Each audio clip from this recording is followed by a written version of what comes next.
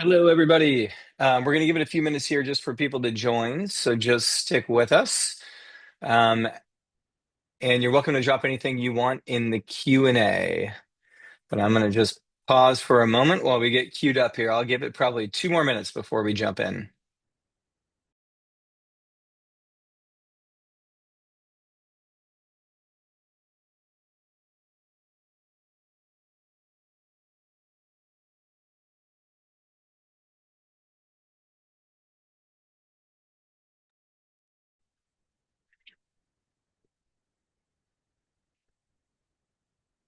Steven, can you hear me okay? I can. Perfect. Love the background, by the way. Did you paint those boards individually? I have wondered this when I talked to you before.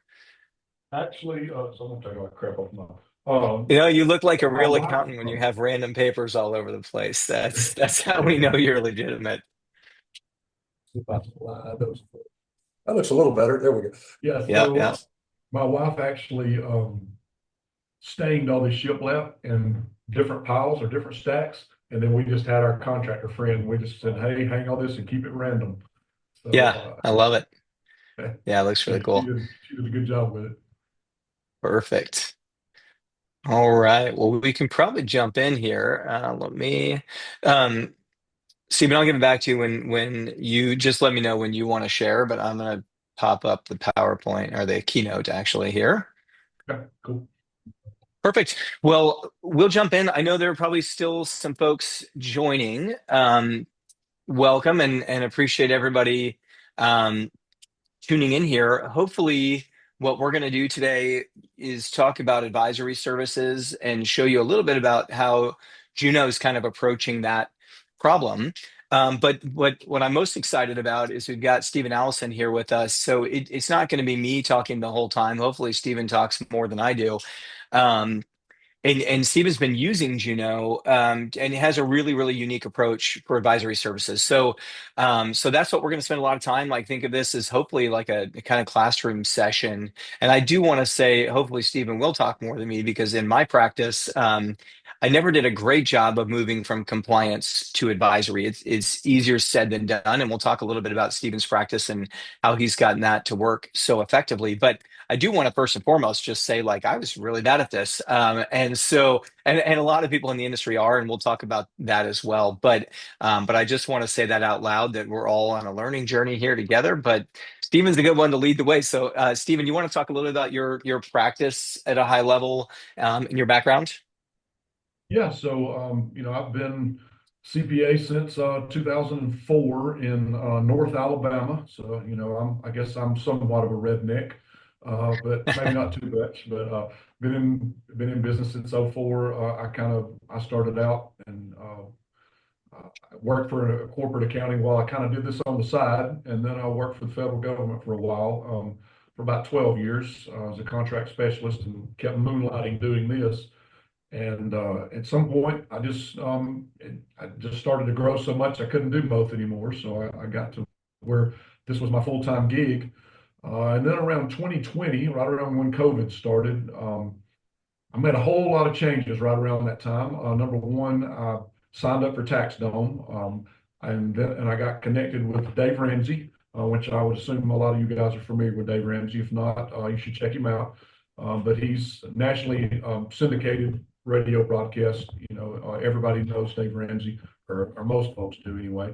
So got hooked up Yeah, with do you want him. to give them a little background in case people don't? I mean, I think most accountants would, Most but folks do, yeah. yeah, So Dave Ramsey is kind of the financial guru.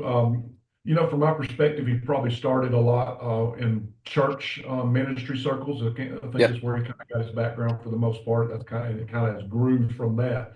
But he's kind of the financial guru. If you're trying to get out of debt, he's got tons and tons of books. At Financial Peace University. So that's the main thrust of his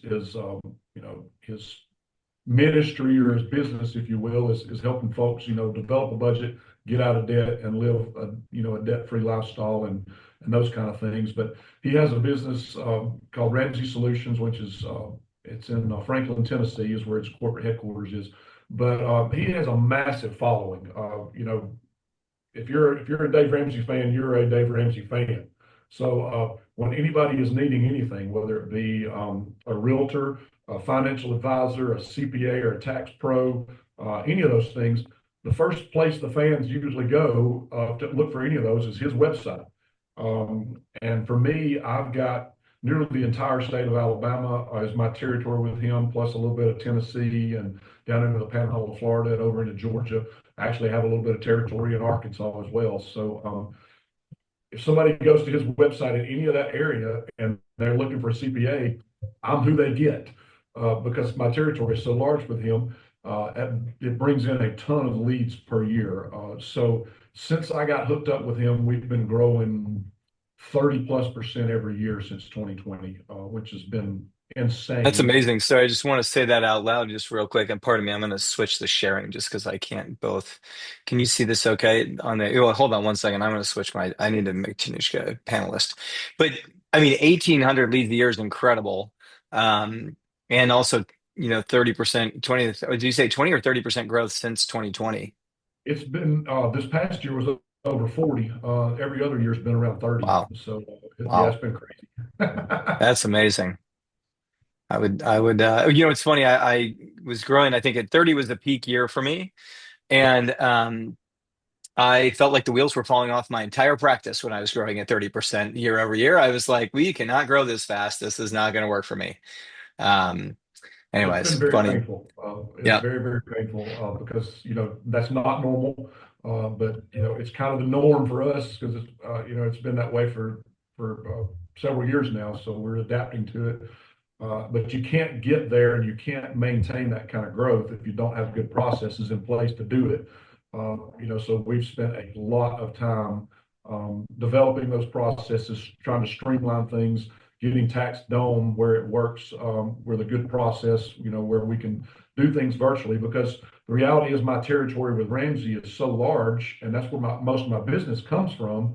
If I don't have a good virtual process, I'm in trouble. So we've got that built out. I've spent hundreds and hundreds of hours, tweaking my processes, tweaking my organizers and my pipelines to streamline things.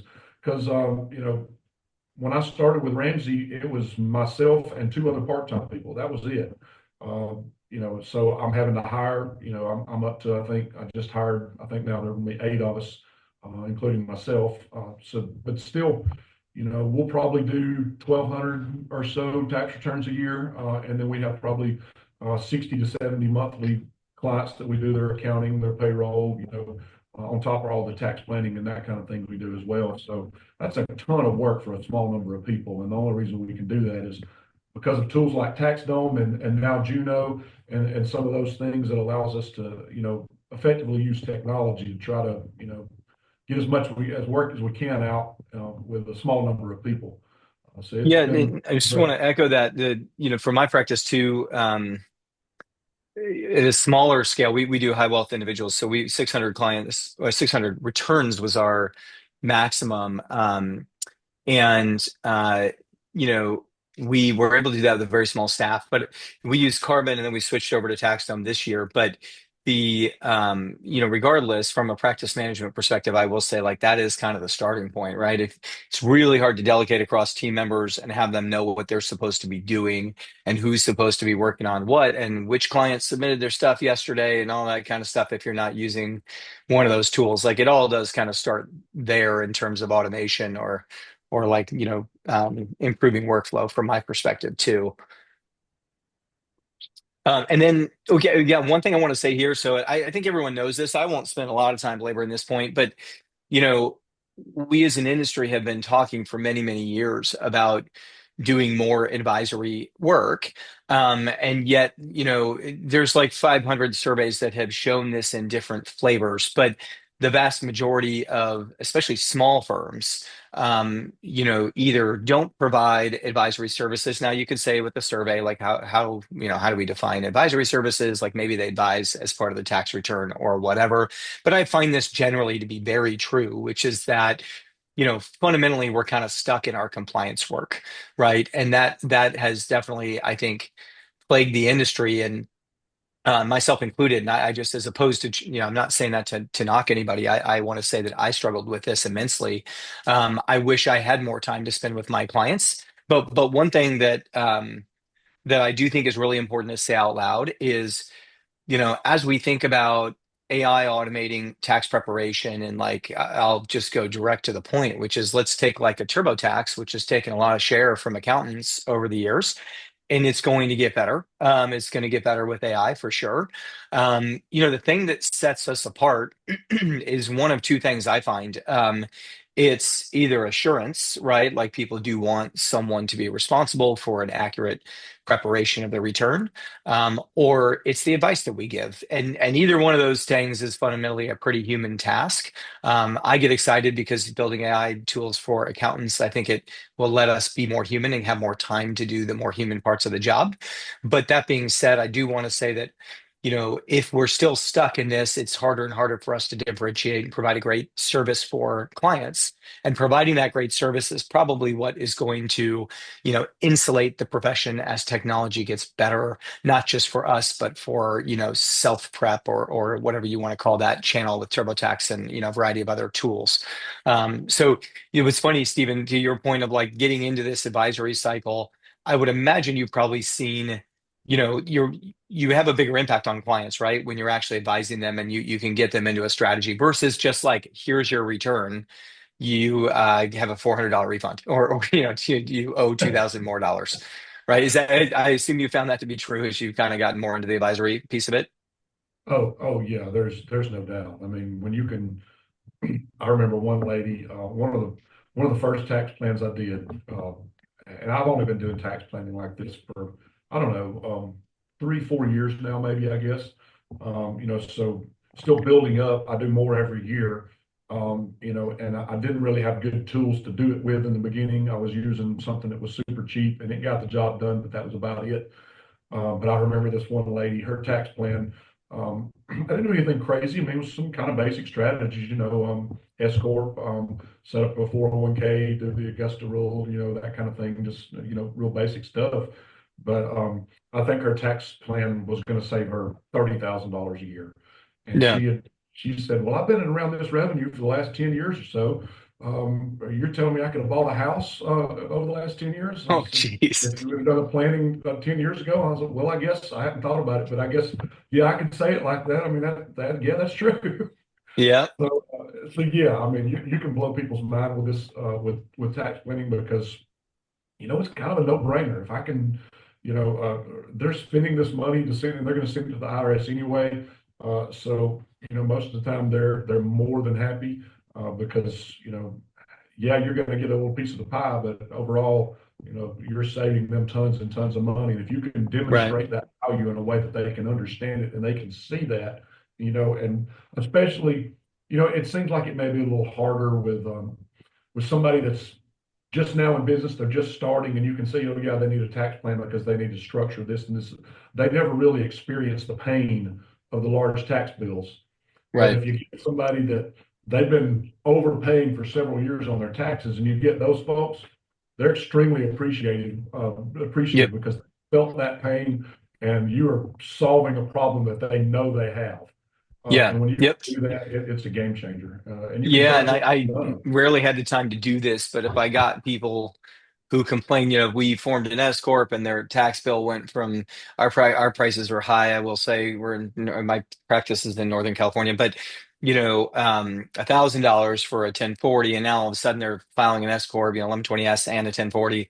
All of a sudden it goes to 3,500 or something, or maybe there's bookkeeping and it goes to five, or whatever the numbers are.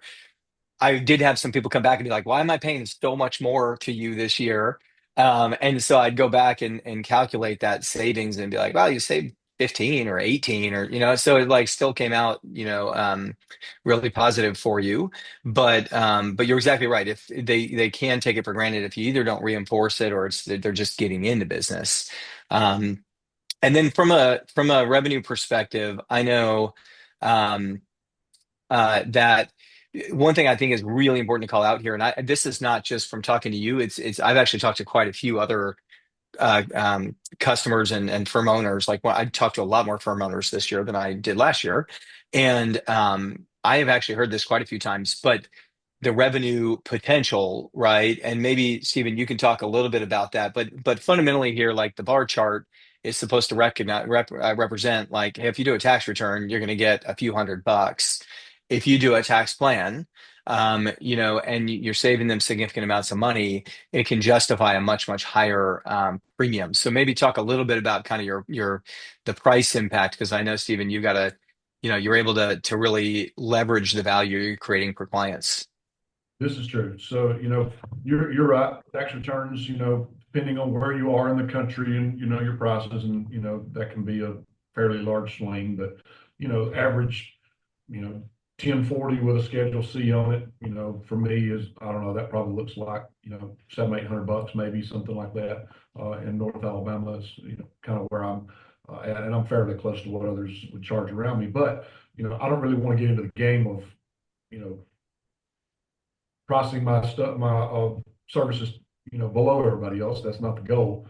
I don't want to work myself to death. But you're right. I mean, even said it's going to be several $100s for a tax return, and that return may take you, an hour, 2 hours, tops, for most of the average 1040 type returns anyway. But in that same 2 hours, I can easily do a tax plan, especially with a tool like Juno. I've got now. It's taken me, I don't know, a few hundred hours, even the short time I've had Juno to develop my process. Um, but I've got to the point now where I can probably do a tax plan, actually work up a tax plan in less than an hour easily. And then I do two separate meetings with the client. So I'm probably going to wind up with 3 hours or less in that client, but I'm going to charge at least. I don't have any plans where I charge less than $2,500. In most cases, it's up closer to five, $7,000, $8,000 for the tax plan for just a few hours worth of work. And on top of that, you open up extra revenue the rest after that, because in a lot of cases you're going to be able to upsell, because now you're going to have to. If they're an S corp, you're going to have to do payroll services. They're probably going to need bookkeeping services if they're going to do those things. You're going to have an extra tax return that you're charging for now. So there's extra ongoing fees after the tax plan. And then we also, in addition to the tax plan fee, and we'll probably get into this a little more later, but in addition to the first time or the one-time tax planning fee, we're also charging a fee monthly from now on to monitor that tax plan. Do we need to make adjustments to it? Is what's Yep. working today not going to work tomorrow? Is there new legislation? Is there a better strategy we need to do? Or do we need to relook at your reasonable salary for your S corp? All those things. So now we're charging a monthly fee to make sure they're actually still going to realize those savings every year going forward, and that nothing's going to blow up. We're not going to wind up in a ditch. We want to make sure you actually still recognize these savings. So there's ongoing revenues outside just that one-time fee, and so it's just kind of a compounding effect. So we Yep. do that to the tax returns. So it can be a huge revenue difference for a firm. Especially if Right. you get really rolling, and the more tax plans, if you're doing that, it like I said, it's compounding. So you're getting that first year, you're getting all this one-time stuff, but then next year you're going to have a whole new crop of tax plans. Plus, you're still getting recurring revenues for the ones you did the prior year. Right. So it can be huge. It really can. Yeah, it's funny. Some of the folks listening might know Zach Amator, who's spoken at a few of the webinars for TaxHome, and he told me something along the lines. I'm not going to say it perfectly, but they launched a compliance service, actually, excuse me, an advisory service, a lot like this, where they would do plans, and those plans were typically, $2,500 and up, I think is what they were charging. And he said in this first full year that their revenue surpassed their compliance revenue for advisory. And I was kind of blown away by that. He was like, yeah, no, we showed people an example of the plans we were creating, and then we would give them a sense of what they might be able to save. Actually, it's similar to kind of the approach you're using here, which we'll get into in just a minute. But I was just really shocked that they were able to drive that much adoption. And now everyone says that I shouldn't probably be shocked. I know, like Jason Staffs will talk about the different levels of, giving people different levels of proposals, and they'll choose the higher level, right, where they get better service. But I was kind of blown away to think like your revenue could surpass it that quickly. And the last thing I'll say, which is counterintuitive, and I want to make sure, Stephen, that you found this to be true, but for the people that I worked with, on a deeper level, I found that yes, they're paying me more money, but they also actually like appreciated what I was doing. Ironically, like more than the people that were the bare minimum, who are like only with me because I don't charge them that much more than last year on a 1040. Mhm. Yeah, I mean, if you can demonstrate that value, uh, you're going to always have some people that'll give you pushback, but that's no different than a 1040 or anything else. Yeah, you're going to have some people that are a little bit skittish, and some of that just because of where we are in the industry. Not everybody is doing advisory services, and there's tons of CPAs out there that are, they're giving away this stuff for free. Uh, so you're kind of fighting that because, you know, they think they can go to the guy next door and get the same thing and not have to pay for it. Yep. Which is tough. So as the industry transitions, I think that'll get better over time because more and Yeah. more people are going to be doing advisory stuff. But that is one issue that you run into Yep. with tax planning, that you have to try to overcome. Yeah, absolutely. One quick comment I want to make there. People were asking about pricing, and I think, I guess this probably is as good a time as any to kind of love to hear a little bit more about how you price that in terms of like, how do you pick the number? What's your approach on pricing? People asking like, do you use different levels, or how do you kind of come up with a price on your advisory engagements? So I've tried it a few different ways. When I first started my first year, I was just doing a flat 30% of whatever I could save you that first year savings. That was my Yep. fee. Just for the Um, first year. just for the first year, and that was all I Yep. did. Now Yep. prior to that, I've always, I was kind of like it sounds like what you had done before, where I really didn't charge at all. If I saw somebody and they needed to maybe convert, we keep going back to this, but I saw that maybe they're a Schedule C and their net income's 80, $100,000 plus a year, and I say, well, we probably should do an S corp on those folks, and I can save them this. But my whole mindset with that was okay if I it makes sense for them to do an S corp. I can say, hey, you're going to have all these savings, but now you're going to need bookkeeping and payroll and an extra tax return, blah blah blah. So my whole goal was just to pick up those extra services. So I gave away all my knowledge for free. Yep. Uh, where now, I'm not doing that. So it, I guess from there, when I started doing the tax plan and I started charging 30% up front, that, for some clients that wound up with a pretty large invoice. And I thought maybe I'm priced a little high. So I nudged it back, and then I said, well, maybe I should just go to a flat fee and just do 2,500 bucks. And I Yep. did that for a little while. That seemed to be all right, but it seems like I might be leaving a little bit of money on the table. And I started to think to myself, well, I'm not sure the process is the issue as much as maybe my presentation is not where it needs to be. Maybe I need to go about this thing, differently, which is how I ended up with the way I do it now, where before I would say, hey, let's do a tax plan. And then I would get all their numbers. They haven't paid me anything up front. I'm just doing the tax plan. I go in, I say, this is going to be your savings, and this is what we're going to do to get those savings. And I would lay the whole thing out there. Well, I basically have given them the whole thing and I hadn't gotten anything for it. And now it's easy for them just to say, that's, you know, that's too much. That's crazy. Why are you charging me this? And then they can go down the road and get it done somewhere else, by one of Yep. these people who doesn't charge for tax planning, they'll just do it for free. I've switched to a different model where my first year, the way I do it is I have a minimum of $2,500. I get seven, and this is kind of preference, how you would want to do it. But the way I do it personally now, I'll get 750 bucks as a deposit up front for me, and they'll pay that when they submit their tax planning organizer and tax dome. And once they pay that, I'll work up the tax plan.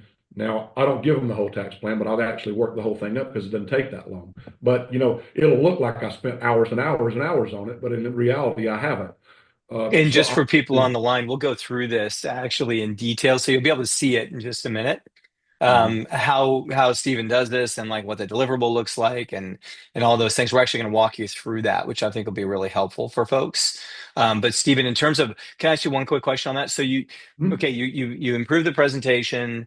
Does that fee include like a series of meetings or just like an initial meet? Like how does that work in terms Yes. of kind of how the time works? So I'll get the organizer from them. I'll work up the two separate proposals from for the client for the tax plan. Once I work those up, and I have Juno, and we'll get into this and show you this later, but Yep. I'll have Juno build two separate slide presentations. One is just a proposal, and I'm gonna, once I get this worked up, I'm gonna move this tax planning job in my tax dome pipeline to the next stage, which is going to trigger a message to the client. Hey, I've completed the initial analysis of your tax plan. We need to meet and go through the high level numbers, that kind of thing. So I'll do this one proposal, and all it does is present the high level. This is the savings that I've identified. We're not going to get into all the nuts and bolts today. We're going to have another meeting in a week or so to actually get down into the details and get to implementing this. And I want to make sure that we explain all the details, how all this works, make sure that you understand it as a business owner. It doesn't do you any good if I just tell you I'm going to save you all this money and I go off and implement all this stuff and you have no clue what's going on. It's your business. You need to understand how we're doing these things. And I don't want to do this with a phone call. It needs to be either a video call or in person because I want to make sure the light bulb is going off and that you understand what we're doing. So, but we'll have the first meeting and I'll just go through the high level details. This is how much we're going to be able to save from the tax plan. Here's the ROI analysis because that's huge. That's the way I try to present these things based on a return on investment. And you can frame it in the fact that there's not anybody out there that wouldn't buy a stock for $100 today, knowing next year they can sell it for $300. Yep. So that's what we're trying to accomplish here. So that we present tax planning in terms of ROI because we never want to do a tax plan unless it's justified, meaning that there is more savings here than it's going to cost you. Otherwise, what's the point? And I see clients all the time that'll come through my doors and their gross income will be $20,000 or $30,000 and their prior CPAs pushed into an S corp and they're not seeing any savings from it whatsoever because there's not enough there to see any savings from it. And it's blatantly obvious the only reason they're an S corp is because the CPA wanted them to be so they could charge them for an extra tax return. So Right. we're doing that thing. We're going to do this when it makes sense, and if it makes sense to do it, then we're going to do it if there's more savings to be had than what the extra costs are going to be involved. So you've got to Right. frame it that way, but you give them the ROI analysis, and I do it over a 10-year period. So I can say, okay, this is going to be your first year savings from the tax plan. This is what it's going to look like in year two, and this is, and we go out 10 years. Here's your gross savings and your ROI. Here's your net savings for after all the expenses that are going to be involved. Some of those are tax planning fees, some of those are extra services, some of those are just things that you've got to do based on the strategies we're going to implement. So here's your net savings. Out in 10 years, you're going to have saved $250,000 if we do this plan. So this would be how much you're going to pay at this cost. If we do the tax planning, this is how much you're going to pay if we don't. So you present that, and then you go into, okay, you present what it's going to cost for them to do this. So I present, okay, here's the one-time fee for doing the tax plan, and the way I do it, they've already paid me $750. I want at least $2,500 up front for me. That's just the Yep. way I do it. So they've got to pay me another $1,750 to get to sign the engagement letter and for us to move forward. And then if the tax plan is going to be above $2,500, then I finance the rest over 12 months. And I've got Juno calculating this where any cost for the one-time fee that's above the $2,500, I've got it built in where it just calculates and finances that difference over 12 months at 7%. You can do whatever you want, but that's the way I do it. Yep. And I'll present that fee, which is the 20%, and then on top of that, I'll say, okay, and then there's going to be ongoing fees to cover Oops. monitoring this tax plan, to cover making sure, like we discussed earlier, that you're actually realizing those savings on an ongoing basis. We're going to have to adjust the plan as needed going forward to make sure we're still compliant and things don't change from, as time goes along. Plus, we're going to need to do extra services, and those extra services are, they could be an extra tax return, payroll, bookkeeping, whatever they are. So I present all that to them so they know up front, okay, here's my savings, here's how much it's going to cost. And the whole goal of this meeting is to get them to move forward. So they have all the details, but I don't go into the nuts and bolts because I'm not going to do that until they've actually signed the engagement letter and paid. So at that point, the ball's in their court. I just wait on them to come back and they make a decision usually on the phone with me or on the video call there of how they want to pay. And then I'll send them the invoice for whatever way they're going to do it. And I'll send them, I'll link that invoice to the job in Tax Dome.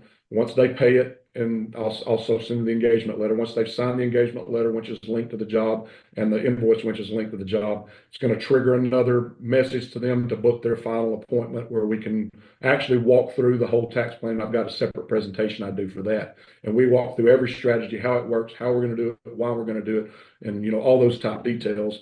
And then after that, it's just a matter of getting everything implemented and do it. And then, it's just periodic meetings, maybe once or twice a year, as needed with the client to make Yep. sure things, stay in order like they should.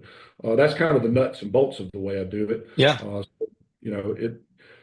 It seems to work well. I'm not giving away the farm on the front end, and I'm giving them payment options to help because the reality is I really do want to help people. I want to help people saving money, but I can't do it for free. Yep. In Yep. my knowledge is value. So I'm not trying to gouge people. So if I Yeah. can put enough to where it covers my cost and I make a little bit on the front end and I can finance the rest, I'm happy to do that. Yeah. Um, there is some No, risk in and to be honest, that. like if you're filtering for their savings up front and you're, charging a lesser amount than what they're going to save, which is always what I've done. I haven't structured mine the way you have in terms of the complexity of it, but I always would be like, okay, if we could do this one big shift, I'm going to charge them a couple $1,000s, and I would only do it if I already knew it was going to save them money, right? And so, similarly, I think I had a similar approach there. I think you've obviously got your process nailed down pretty well, and you've also really thought through pricing, which is really interesting in terms of like, hey, an upfront and then payments over time, which I think aligns everybody's incentives, right? To have that, like you'd much rather have that year-round cash flow. One thing that I just want to say to flip it back, because you were saying, hey, I'm not looking to like gouge people. You know, there's this catch 22 in this industry where when you charge people more, you actually have time to spend on their stuff, right? Whereas like I get stuck in the rat race sometimes, or at least I feel like I am, where I'm like, oh man, we got to get this return out. It has to cost about what it cost last year. I got like a TikTok. I get 3 hours and 20 minutes to get this thing done. And if you run the whole year that way, right? One, it's exhausting. And two, what you shortchange is sitting and thinking about the return and giving them strategic advice. So, ironically, let me say it just really bluntly: by charging more, you actually can provide more value. Ironically, right? Like that is a catch 22 in that way, where it's ironic, but you're providing more value for these folks, and they're probably loyal to you for it. And there's probably people that because I am trying to optimize for the cheapest return I can deliver them in our paradigm. I am underserving them in terms of tax strategy at times. And let me just say even more bluntly, it may not be that I don't even bring up these things. I might actually have them in my delivery letter at times. But if I don't sit there and hold their hand through the change, then they're not going to benefit from it. So I actually think if you really go down the road a decade from now or further, my hope would be tools like Juno can make this job like really simplify the compliance component of it, which I think is going to happen. And then our time is going to be spent on the behavior change, which actually is much harder of like, hey, what are the things I need to do to form an S corp? Like hold my hand through this, or I bought this rental property and I want to make sure I want to materially participate, right? And like, and offset some ordinary income that way. And I'm going to work with you throughout the year to make sure you're doing that in a compliant manner. So meaning like almost like we become coaches, right? More than just like people that do tax returns. And obviously our fundamental tax knowledge will be really critical for that. But I think that's pretty feasible. And I think it will become feasible very quickly, actually, if it's not already for folks, which gets me pretty excited. I know, oh, sorry, hold on. I'm just totally, here we go. Bear with me. There we go. Maybe talk about yeah, you talked about this at a high level in terms of the generation, the analysis, and the presentation.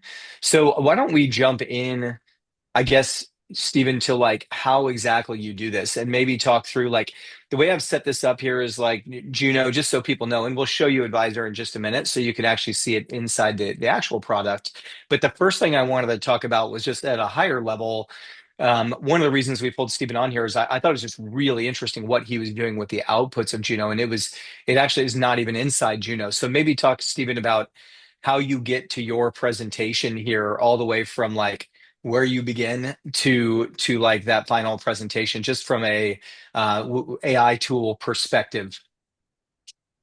Yeah, so I guess where I started out originally with this is when I first signed up with Juno, I just signed up for a different tax planning software that I was using, and I found myself using the other software to try to build a plan for presentation, but I found myself always with Juno on the other screen actually doing all the calculations for all the strategies with Advisor because the every tax planning software that I looked at really didn't do that.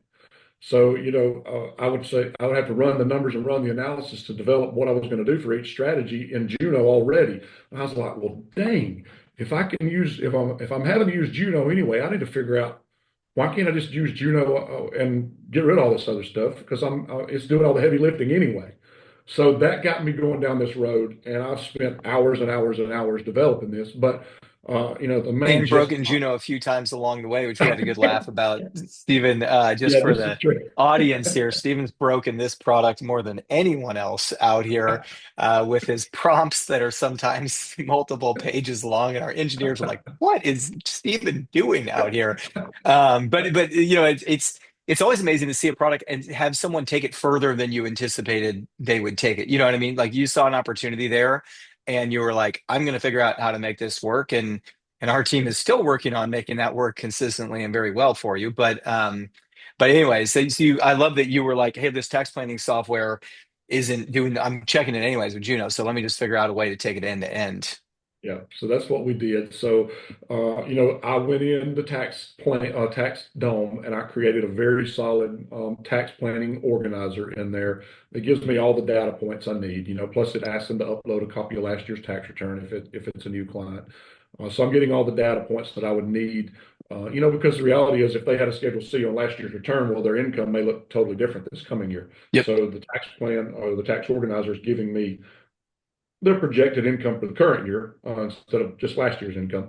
So once I get that, I have developed a prompt in Juno that basically I am uploading last year's tax return into Juno for that client.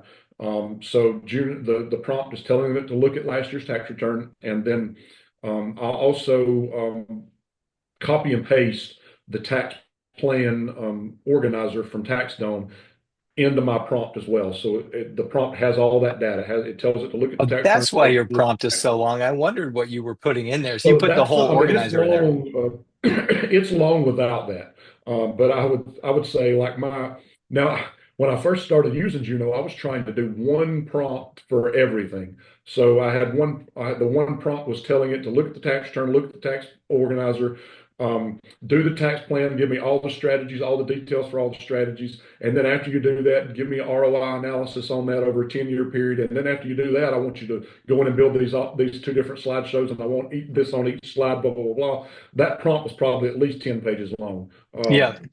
easily. Uh, but I was locking it up. I was breaking it constantly. It just wasn't working well. It would work sporadically, but it was just too much. It just couldn't, it was, which is not a fault of Juno. That's just what I was asking it to do was just insane. And I Yeah. knew it.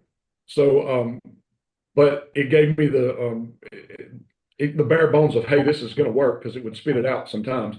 But what I've done now is I've split it into three separate prompts. So it's not as big. So I do the first prompt, and I've just got all these saved on a Word doc. So I've got this massive three-phase prompt on a Word doc saved on my computer. So all I have to do is upload the tax return, and then I copy and paste that prompt into Juno, Yep. and then Sorry, I'm just changing. I copy and paste the tax planning organizer into the prompt in a spot that I've got like a placeholder for it.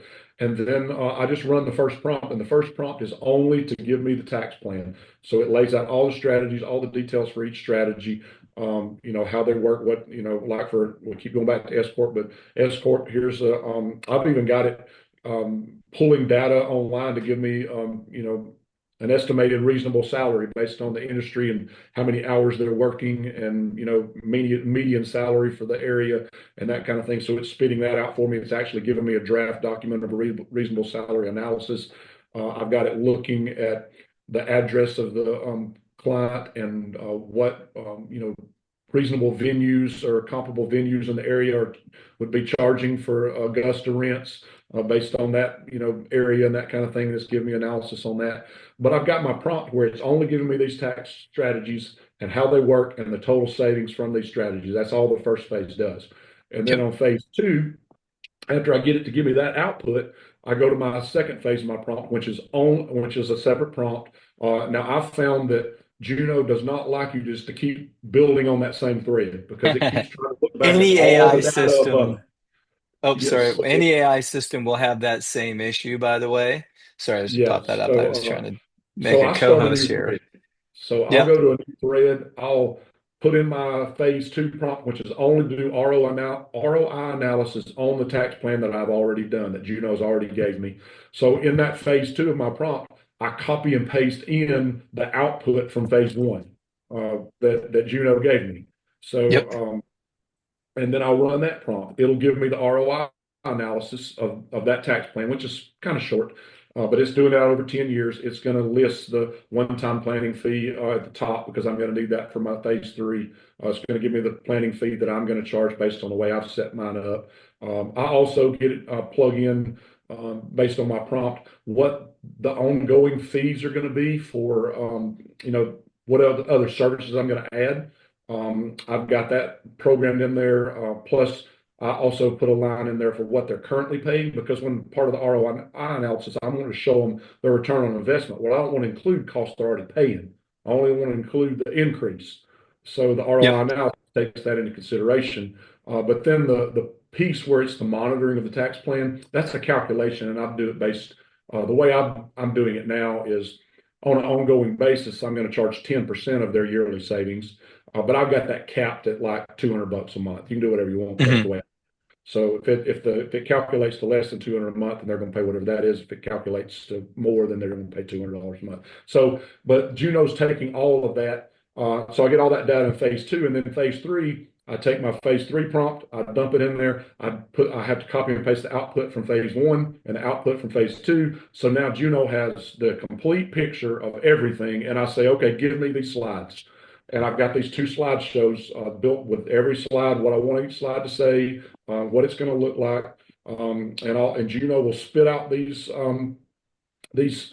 outlines of the.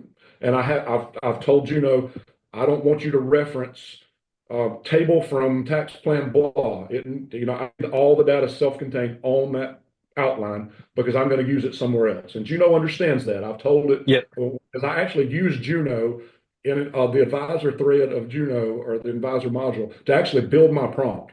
I told it what I wanted and we went back and forth for days. So it actually helped me build my You've done a prompt that number I of actually things with use in Juno that Juno. I never thought someone would actually do, which is hilarious to me.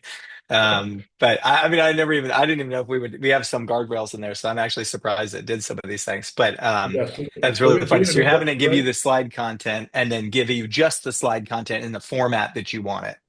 Yep. So it does that. It Yeah. does it well. And then once I have those slides, and I think we're going to show this in a minute, I can take Yeah. those slides in the separate presentations and just copy and paste and dump those straight into the AI Gamma program that I Yep. use. And it'll Yep. spit out a presentation, what you're seeing on the right-hand side of the screen here. It'll spit out a presentation Exactly. in 30 Yeah, seconds. I let me mean, just reinforce that for folks to make sure they caught that. So you're dropping it into Gamma, which is an AI system. There's a free package for Gamma. There's also a paid package. I think it starts at maybe like $12 a month or something like that. I think depends on what level you want to be at. But it then spits out these like really great slides. I do have one piece of good news for folks, which is that we're actually gonna start using Gamma's API inside our advisor product. So you will be able to actually generate reports in Advisor itself. Within the existing product, that should be coming out very soon. I think even the initial release in the next few days. So that'll be a really exciting way of streamlining this. But Stephen, let me say one thing back there to folks, which is that one thing I really like, if you think about a Holistic Planner, Tax Plan IQ, or BNA, which are good products, and have like a lot of utility for different purposes. They're really structured though. And so like you can only do so much with them, and you could never do what Steven's describing, which is like, I want a completely custom report for this individual client based on like only the things that are going to matter for this client, and I want an ROI over whatever number of years, and I want it in a 5 slide presentation. Take out slide 4, change slide 3. Like this process isn't possible in a rigid system structure, if that makes sense. So one of the things that we thought of as we started Advisor was like, let's just make it ugly at first and have it just be chat based. It'll look like Chat GPT. We'll templatize the answers, and then over time we'll make them more beautiful for client presentation. But first, let's just like get the nuts and bolts in there, right? So the ability to extract data from a tax return for the base plan, the ability to accurately make adjustments to a number of things, like how much you would save if you formed an S corp. And it took us a long time to do that. We actually launched this product in June of last year, so a year and a half almost ago. Um, and because we were able to launch it before we built all the tax integrations, which was a really nice piece for us. And at some point, by the way, we'll break it back out so you can just buy Advisor.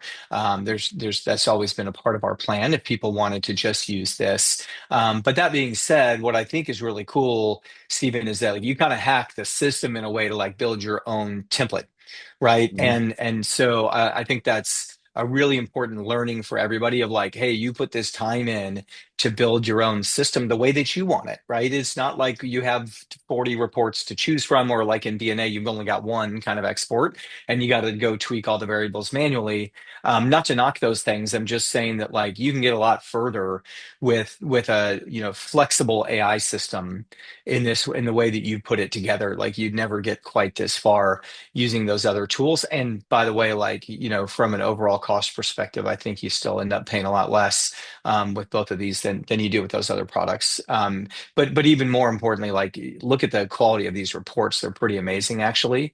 And so, it's really, really cool to see how far you can get on that. So I actually just want to show people real quick. Let me break out. I got to share a different way.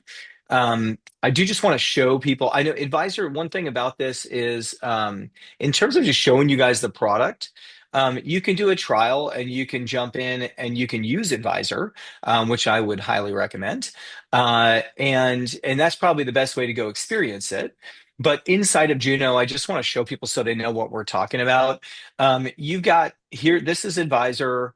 In Prepare, you can prepare and review tax returns. That lives underneath that tab. Assistant is like research, and you can write emails and do different things like that. And then Advisor for us is this agentic system that Steven's been talking about. And the important part here is a couple pieces. You can read tax returns. So if I can select a client, and if I don't have a return for that client, it will ask me to upload a return before it runs whatever query I'm trying to run. And then I can run through. Oh, by the way, we've just got some like prompts here that people could use if they wanted to, both for business and individual returns, typical prompts that people run. And I mean, the most common is like do a deep analysis on tax strategy, and that will go and find you different ways that they could potentially save on taxes. And I'll show you now what that looks like. And one other call out. I'm not going to do it live because it will sometimes take a long time. Like this is going through thousands of variables. And this will run sometimes for like 10 or 20 minutes. It can run in the background. You don't need to sit here, obviously, because nobody would do that. But if you go through, you'll see these like really structured reports. And as we, just so people have a sense of what we're thinking here, as we go down the road, like more and more of this is going to be built into the tax return review process as well, right? Like what strategies should we be thinking about? And let's do a delivery letter and highlight a couple of the strategies that we want to highlight. We will be integrating those over time. That's our vision, is that actually like preparing and reviewing a return is part of the advisory cycle, and it should flow directly into that cycle. So with that being said, I'll just scroll through. Like, this is an executive summary of the findings. Like, this thing goes into extreme detail, both at a federal and state level. You can see this Daisy Duck has got, she's filing in California and Minnesota. It's giving me, her marginal tax rate combined across all three, QBI deductions. And it can calculate things like, what would my savings be if they formed an S corp? What are the retirement optimizations that we can do? What's the optimal salary for optimizing for QBI? Right. And so it can do a million different things. And Stephen, I would imagine this is a question over to you that you're probably, well, within your prompt, I'd imagine you're looking at specific strategies, or are you asking it for general strategies and then doing follow-ups? Both. Yeah. So I make sure that it's looking for, the entity type, Augusta rule, and retirement, out the gate Yep. for sure. And then I found that I had to do, when I was building my prompt, I had to do um, give it some boundaries on some of those strategies, because of the way I wanted it to calculate. Like, and I think right out the gate, it wasn't, if you do an S corp for somebody, yeah, you've got savings there, but you also you have to negate some of those savings for the QBI loss. Right. You lose some of that deduction. So I had to go back, do some back and forth to make sure it's actually giving me real Yep. numbers. I don't, especially since I'm charging people on a percentage of what I don't want to inflate my numbers, Right. and then I also tell it, I don't personally like to add savings costs for like the accountable plan and that stuff. They need to do it, Yep. and yeah, they make sure. But to me, that's the stuff they're probably already deducting anyway. I don't feel right about charging them for that kind of stuff. So, Yep. I give it some guidelines with some of that stuff, but I do have a blurb on there on the prompt that's saying, look at all other possible strategies based on the data provided, Yeah. that kind of. So anything that I'm not, now you have to watch with AI because it'll train in, or it'll focus on, you give it a bunch of details for a few different strategies, it'll try to focus on those and it might leave out some of the other. But That's Juno right. does a pretty good job, though, of Yeah. catching up stuff, Yep. even though And I and let haven't me had say that to. out loud for folks listening. Like, I did this the other day for somebody that wanted to run a quick, they always want to run a quick projection because it means I'll charge them less. But they wanted to run a quick projection, sent me a pay stub. I did have to do a little bit of work. Like, unfortunately, at this point, we can't yet upload like pay stubs and different random documents in there. It's actually not that we can't read those. It's just that we want to be able to do it with a lot of accuracy, and like people could upload all sorts of crazy things in there. And do we have like a UI for basically being like, we don't know what this document is? We don't at this point. So what I did, just to give people a sense of this, is I like looked at the pay stub, I annualized the earnings, and also the withholdings, and I said, okay, for this client this year, they've got this much in wages, they paid this much in federal and California, and then they had a business which is a farm for them, and I said, hey, this year, like they're going to have a loss of X on the farm. Can you run a projection where all their other income is the same? These people had like some R&Ds and things like that. And what's really cool is it lays out every step of the calculation. And in like, this took about 5 minutes for what I was running. I was able to give a really thorough answer to this person that otherwise would have been like an entire, I would have built like a custom Excel sheet, or I would have created a separate tax return, are the ways that my practice does that, and then adjusted the variables to make it work.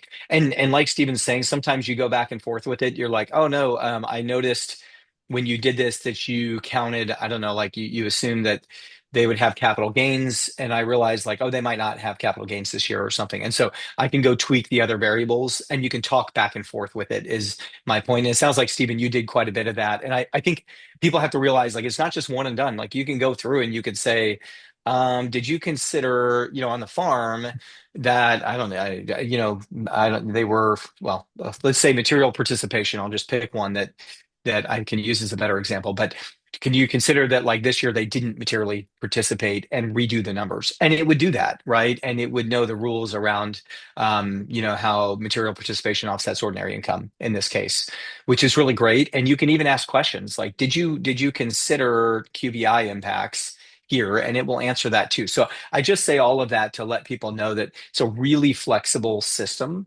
in terms of how it works. And then one other thing, Stephen, you said that I just want to reiterate, which is one of the struggles here that we work on, just to be transparent with folks, is the context window. So like this is an insane amount of information. Like some of these reports are 40 pages long. You guys can see me scrolling through this thing. There's a table of contents at the top, right? For goodness sakes. Um, you're obviously not going to send like this entire thing off to a client. You're going to pick bits and pieces of this, like, hey, take these three strategies and draft an email, whatever it might be. But we do want to have them all there so that you could go in and look at them all and see which ones you think are most impactful. Like think of this as brainstorming with an AI brain that also is helping you do initial calculations for you to review. But with the context window, one thing that happens is like it gets too long at some point and you got to start over. And that is like unfortunately just a big limitation right now for all AI systems, in particular with something like tax, where there's just an insane amount of data that we're using. So I just want to say that out loud, that sometimes like it will go and go and go, and then you just got to start over. And you're not starting completely new. You can start and say, hey, for this client, I'm just looking at these three strategies, and can you calculate them and then make whatever adjustments you need to make? So that's kind of how you use these systems. But at a high level, anything I missed there, Stephen, in terms of like usability? I know that's like I say, you just have to, and that was one of the reasons, another reason I split my prompt out into three, because sometimes I want to tweak the plan before I start doing the ROI analysis and the slides and all. There's no sense in generating those if I'm going Yep, to have to change it. So, it'll spit that's right. out, like sometimes Juno will, it'll make a mistake from here and there, or I don't like the reasonable salary number it gave me. Yeah, It tends to recommend doing an HRA on an S corp for the spouse, and that's not allowed. So yep, I have to tell them, no, ignore that. So yep. you do need to know what you're doing, because sometimes it's this Yeah. day out, it's not going to be perfect. Uh, That's right. It's really good. I mean, we'll score 95 plus on the reg exam, but it's not perfect. Like 95 is not 100. And I say that to folks all the time. Like there's a reason we built this for accountants, right? It's so that you need a professional driving the system. The system is really good at responding to it. It's learning over time. It's only getting better at a really, really rapid clip, but it's not 100% accurate. And so like what we've chosen to do is give that in the hands of a professional, right? And then also one other thing I'll say is like as you're giving it feedback, um, we're taking that feedback and improving the system. So that will happen over time. And I think we've had something like 100,000 sessions or more of between TruePilot and now Advisor. So we've actually got an incredible amount of data to really tweak this thing and make it, more optimal for tax professionals. And we've really only just begun. I mean, next year I'd imagine we might have 10 times as many sessions, which is really great. It's like a lot of really valuable data for us to improve this over time. I know we're a little bit short on time here. Let me switch back to my and by the way, folks, I'll send the deck out so you guys can see some of the deliverables. I noticed that there were questions in there about, hey, can I see more information about some of the deliverables and the prompts? Um, and then in the interest of time, I do want to get to Q&A. So I just want to say kind of two more things. I mean, one, Stephen, thank you so much. Like this has been so fun. I really do enjoy this stuff. And I think it's where the industry, like kind of what we need to do this time of year. But I want to say two things. So one is if you were doing this manually, like goodness gracious, you would never really actually do this because it takes so much time. You've got to be able to break it down, even if you're charging a couple $1,000 to something that's more palatable from a time perspective. Because I look at that 4 to 6 hours, and I can't remember a day where I had 4 or 6 hours to sit and work on one project. So basically, this is the difference between me doing something and me not doing something. So you've got to break it down. The AI is great for that. And notice that Stephen kind of patched a few things together and he tried some different things and he spent a lot of hours finding a process that worked. And I just want to say out loud, like Juno's a really nice tool for that. It's not perfect, right? He had to work with it and then he crashed it and then we like changed it so it can take a little bit more context. And I just love that actually because Stephen and I had a good laugh. I'm like, well, it's funny that we're having you on here. You're the one that broke this tool more than anyone else that's used it. But like it's beautiful to have users that are along the journey with us that can make our products better. And unlike traditional software, like we took Steven's feedback and we have improved the product, right? And we did that really rapidly and we'll continue to because it's still not perfect. And so I just say that to kind of break the paradigm. Like this isn't like your tax software where it's going to look exactly the same 20 years from now as it does today. It will look different in 2 weeks. Like we're going to have our gamma stuff in there. So we'll start to do presentation. Like this product gets better all the time. And that's just really fun. But it also means you're kind of along for a journey alongside the software developer, in this case, Juno. Not just like I'm going to use this product and it's going to be perfect and it's never going to change. That is not the paradigm with AI that actually is going to be the one we live in. And the other thing I was going to say here, oops, sorry, let's skip past this stuff, is it's Q4. So like this is the perfect time to do this. And Stephen, I guess one question I would have for you is just kind of how would you recommend getting started for folks? Like assuming they don't have a bunch of leads coming from Dave Ramsey, which is a brilliant idea. And I'd imagine everybody's right now trying to sign up for some territory of Dave Ramsey's or something similar, which is a great idea, by the way. How would you get started with folks? Like you've done this a lot more than I have. What would you do in Q4 in terms of like, getting people into the advisory funnel? You know, it's almost it's getting to the point where it's too late in the year to really, you know, do a whole lot at this Yeah. point. I mean, there's a few things you could do. I mean, but they're painful. I mean, it's almost too Yeah, late to get a retirement 401k options. going, or You could probably still form an S corp, but it's going to be for next year, right? yeah. I mean, I guess technically you could do it and make it the do the the late election or Late whatever, but election, yeah. then what do you do with the salary and all that stuff? I Yeah, have yeah, done it, yeah. and I'm doing it on a few clients now where, Yeah. but you got to catch up their salary and, that's a little bit gray. I understand that. So for me, the way I do is, when I do people, and you can use tags and tax dome. So when I'm doing clients, I build your process out now. For tax planning, start working on your prompt while over the holidays while you're not I like busy, that. prompts, work on your tax planning organizers, all those kind of type things now. And then during tax season, the reality is I'm too busy doing taxes during tax season. I Yep. can't do taxes. I just can't. But I always tell people, as soon as tax season is over, we switch into tax planning season, and that's when we start Yep. doing plans. And we can still take advantage of those strategies. We still have plenty of time. We're going to make most everything retroactive back to January the 1st. At that point, we're going to be able to catch a whole year's worth of savings. So we're fine doing a little Yeah. bit later in the year. Plus, you have a little more idea of or projection of what your income is going to look like during the year, at that point in the year. So we got better data to work with. But Right. build all the processes out now. But the whole time I'm doing tax returns, I am looking for returns that are clients that need a tax plan. And I put Yep. a tag on that account, needs tax planning. And then at the end of tax season, I just run a filter for everybody that's got that tag on their account. Yeah. It's a I really dump good them in my idea. tax planning pipeline in Tax Dome, which shoots them out a message that says, "Hey, we've identified you as a client that could significantly benefit from tax planning. Yep. We need to get that process started, soon." Yeah. That's not exact words, but it's something of I've that kept a nature. tracker in And the we can past, follow from even too, there. for people that might not be using TaxDome. I've kept that sometimes in like Excel or Google Sheets Mhm. and just had the staff go through. We did that. We used to do it with estimated tax payments. And say like, hey, if anybody has estimates, put them on this list, and then we know to remind them a few times a year that they have an estimate due in a couple of weeks, and if they need another copy of the voucher, tags are a much better way of doing it. I'm just saying for people out there that might not use TaxDome, there you could do it manually if you really wanted to, and just kind of keep that tracker as you go through tax season as well. Yeah. Perfect. Okay, let's look at questions. And by the way, we'll send this out for folks, and I'm just going to go through a few questions. Anybody's welcome to jump. And we'll send this after. I appreciate everybody joining. And let's go through. Um, okay, well, I'm going to pick some of these cute questions, and if I don't get through all of them, I will. You guys are welcome to email us. You can email either sales at juno.tax if you want, and that'll get routed to the right person. So let's start with security. Actually, I see one here on security. Great question.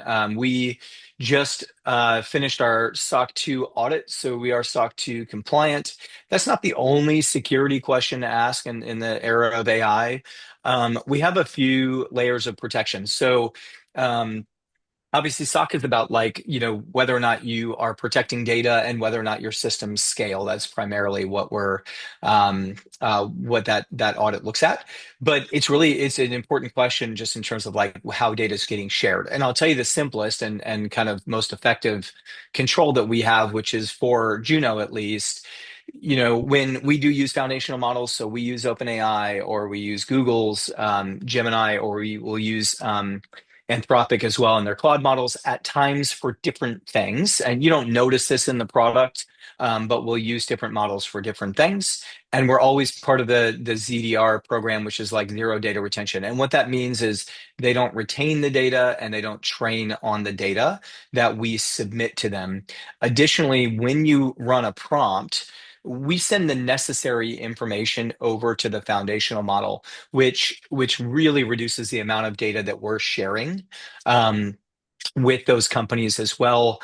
The nice part is ZDR is a protection in itself. Like again, they don't retain the data, so it gets wiped after just a really, really short period of time.